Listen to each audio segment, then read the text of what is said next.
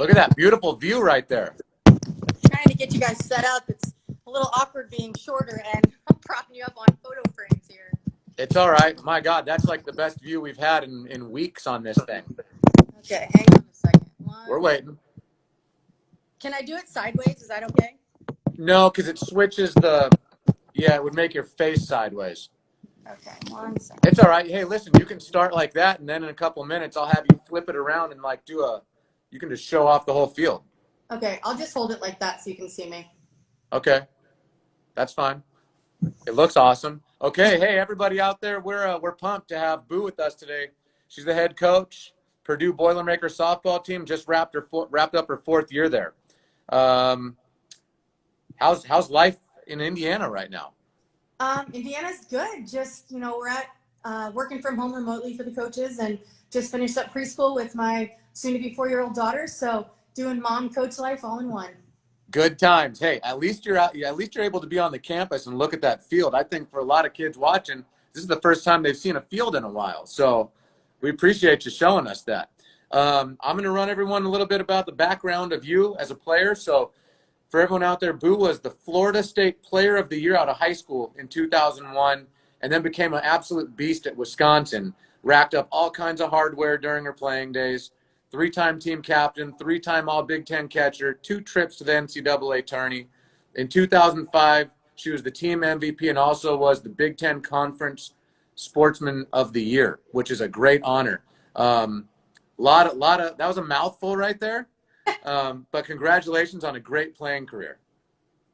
As a coach, so after being a player, she's got a proven track record of winning, and she was, I think you've been an assistant coach at 4 of the 5 power conferences so far. So you've been around, you've seen a lot of softball in different areas, Arkansas, Arizona State, North Carolina, and now Purdue. You landed in West Lafayette, Indiana.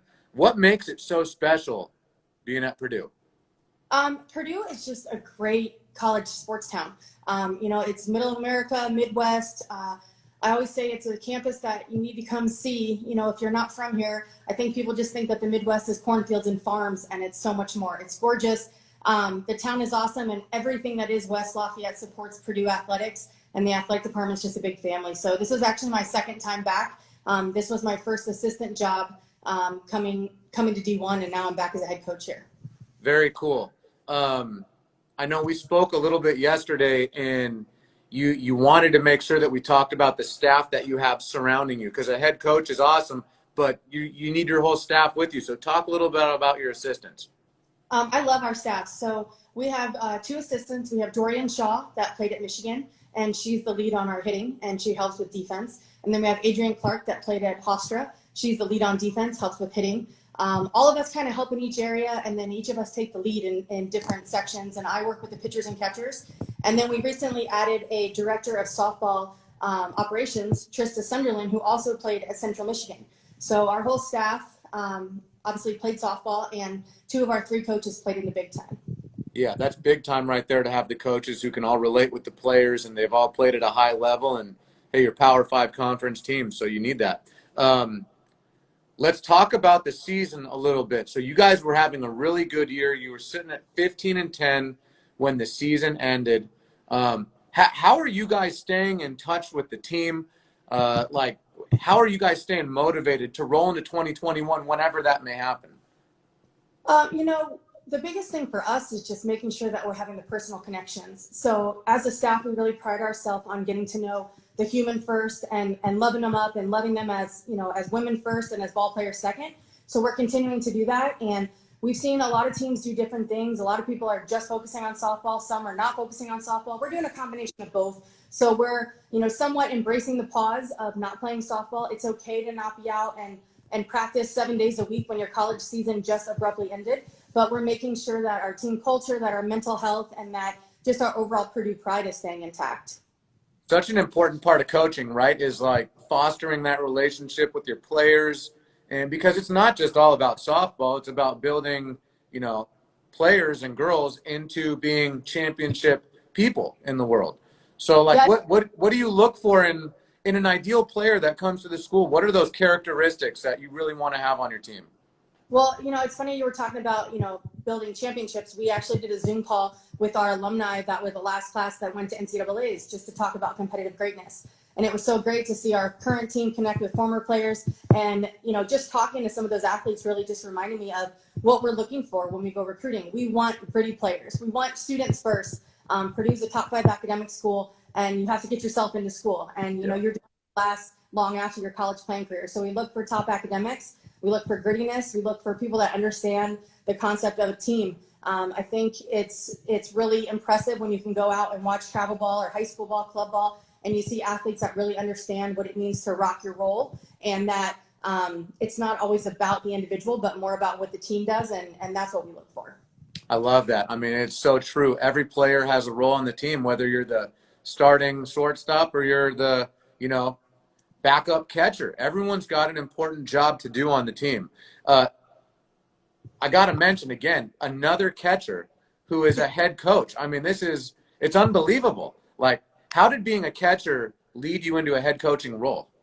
I just think that catchers are, everyone, and I think when I was a kid growing up, people thought that catchers were just the person you put back there that maybe weren't as fast or weren't as athletic, but catchers are really smart. They're kind of like being on the offensive line for football or the quarterback. You have to understand every aspect of the game, from the pitcher's physical mechanics and mental game to what your infield's doing, the coverage, to what the hitter's thinking. So I think just, catchers understand what it means to be a leader, and that sometimes you have to have tough conversations, which you have to have as a head coach, right? Everybody loves when you get to have the relationships built, and it's all grand, but sometimes you have to have those tough conversations. You have to make the final decisions on lineups.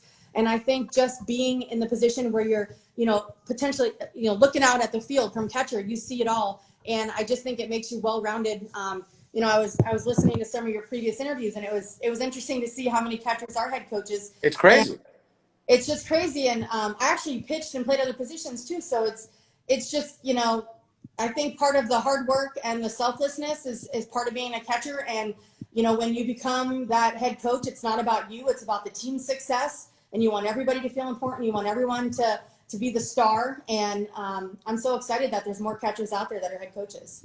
It's good stuff. Okay, so I'm going to bounce back around again. So, this season, you guys didn't even get to play a home game. You were on the road the whole dang year. Listen, tell the people watching out there, it's not easy to be a college softball player, especially up where you are in the Midwest, where weather's cold and you've got to travel to play the first half of the season. It's a grind. I mean, you're on the road for 6 to 7 weeks, depending on when your conference starts. We were actually headed to our spring break trip in Memphis, and we were on the bus, and we kept seeing text messages from different conferences canceling things. And we luckily had our SWA on the bus, and we made the commitment that, hey, we're going to bus there until the Big Ten and NCAA says that we're not playing. And then we had to turn around. So it was actually, I think we were on week 6, might have been week 7 on the road. And we were looking forward to opening the Big Ten the following week. Our stadium's amazing. We have one of the nicest stadiums in the country, definitely one of the nicest in the Big Ten Conference. You can see our grass. I mean, it's hot outside, and our grass is gorgeous. Like, we're a turf school, and so disappointed that we didn't actually get to play in our stadium. But excited that we're getting to showcase it now. So while we're on that, Bittinger Stadium, that thing is legit. I was looking on your website and the pictures. Everyone should check it out. That is a silly stadium. I think they dropped $13 million on that thing in 2016. Beautiful brick masonry, heated dugouts, a clubhouse, heated hitting facility. What more can you ask for from a player? And new graphics everywhere too. So new pictures are coming. So stay tuned at Purdue Sports, because you'll see updated facility pictures soon.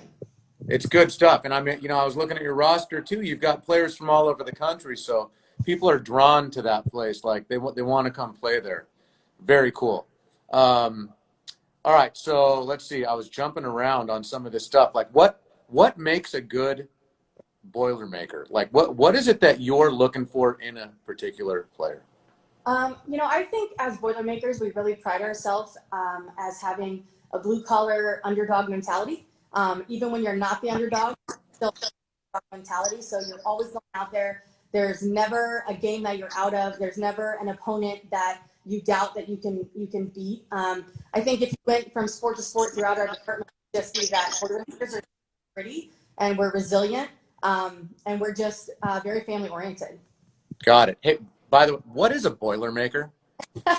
So we actually just had this quiz with our recruits last week. So there's a couple things. Boilermaker, you can see the train. So they use the front chevron of a train, which is a Boilermaker. A Boilermaker is actually the person that works on the boilers. So our mascot, the Boilermaker Special, and Purdue Pete. Purdue Pete is the guy with the muscles that holds the mallet, and he's considered the Boilermaker who works on the boiler. And then the Boilermaker Special is the actual boiler.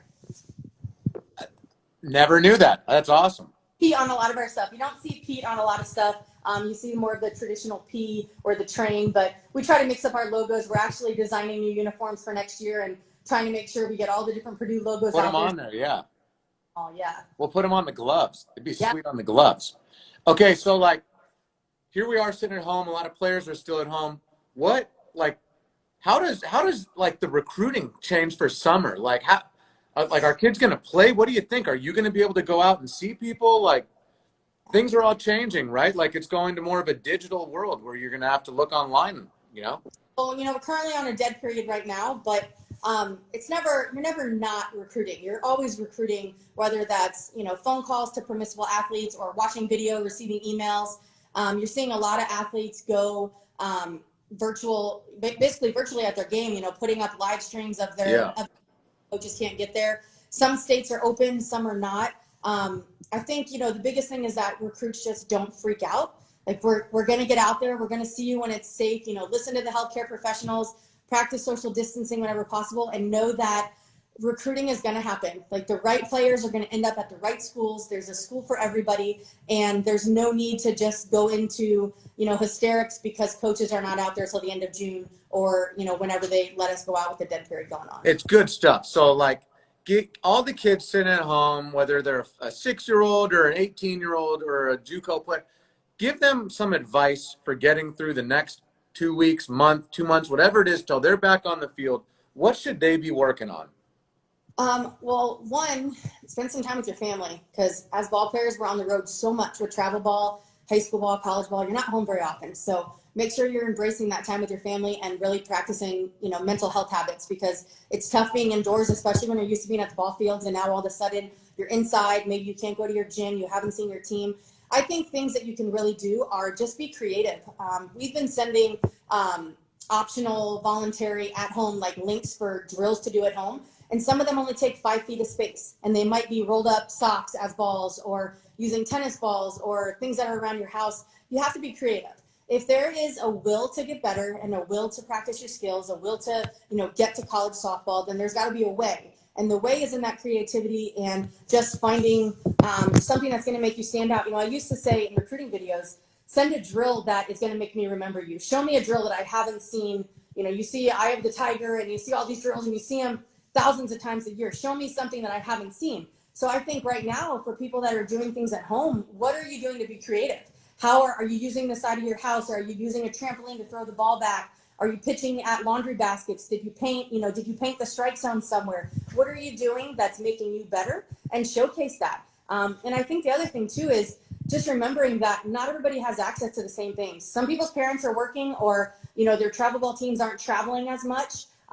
Again, just put yourself out there. There's internet everywhere. You can send an email from everywhere. Be the athlete that sends it. Don't make your parents or your coach do that legwork. Great advice. Great advice. And I think, I just remembered when we were talking yesterday, even you as a coach, you're learning new things. I mean, mention real quick about you were taking an online class yesterday to better yourself right before we spoke and learning some unbelievable technology that, you may or may not put into play at the school. Our staff just made a really big commitment to have a growth mindset while we're at home. Since we're not in season, when we would typically be, preparing for 5 to 6 opponents a week in the preseason, cutting film, watching video, we're actually having time to learn more about softball and biomechanics. And yesterday we learned about arm care and coming back from this pandemic, how we're going to help our team get back into throwing overhand, get back into pitch counts, things like that. We've been doing a lot of webinars. Our coaching organization, the NFCA, actually has a lot of virtual clinics, and they have a virtual mentor session tomorrow night. ESPNW is having a summit. We've been with We Coach. There's a lot of different organizations that are offering so many free things to try to help people during this. And again, I think that if there's a will, there's a way, and people that aren't finding a way to better themselves, even if it's not in softball skill, but in mental game or relationship building or document better. I think that this is the time. It's like a hidden blessing of this pause that we all got forced to take, and we definitely need to take advantage of it. I agree with that. It's like evolve or be left behind, and like you have to keep bettering yourself. Great to hear from you, Boo. I love the enthusiasm. Your facilities are beautiful. We love having you on Team Easton. Girls probably love the Ghost Bats. Thanks for joining us today. Thanks for having us as part of the Easton family. We love the products.